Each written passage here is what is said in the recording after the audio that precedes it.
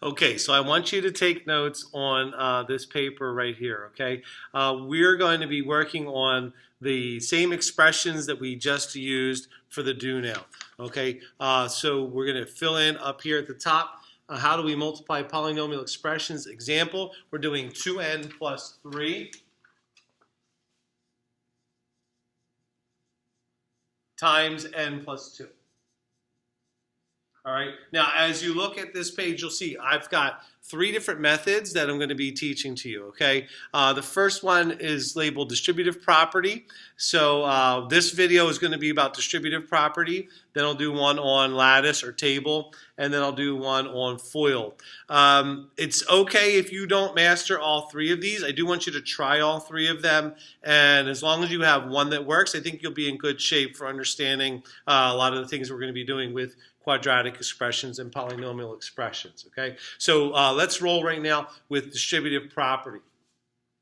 First of all, right up here under distributive property, I want you to make a note, okay? In that little box, I want you to write down what distributive property is. So distributive property says that if I have a number A and I'm multiplying it by 2 numbers being added, B and C, that A has to be distributed. I draw these lines, lots of math teachers draw these lines, just as a little reminder that what you're doing is you're multiplying A times B and A times C. You actually don't have to draw those lines at all. They may even make your paper look messy. But A times the sum of B plus C is equal to the product of A times B plus the product of A times C. That's the definition of the distributive property.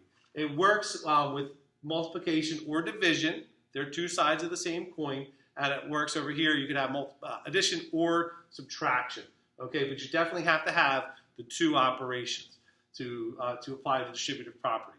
All right, so when we have 2n plus 3 times n plus 2, the way we can show the distributive property is by taking the first expression, the first binomial. We call it a binomial. It's got 2 terms. Each of these terms gets distributed over the 2 terms in the second factor. So a way we can write that is we write 2n, break it up, plus 3, and each of those terms is going to get multiplied by the n plus 2. Okay, and again, we're going to distribute. We're going to take the 2n and multiply it by both of those terms.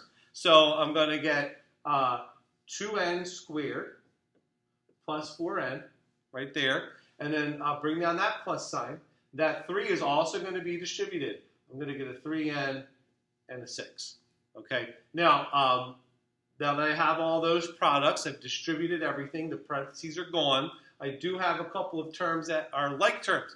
They have the same variable and the same exponent. So 4n plus 3n can be combined into 7n. So my final answer here is going to be 2n squared plus 7n plus 6, okay?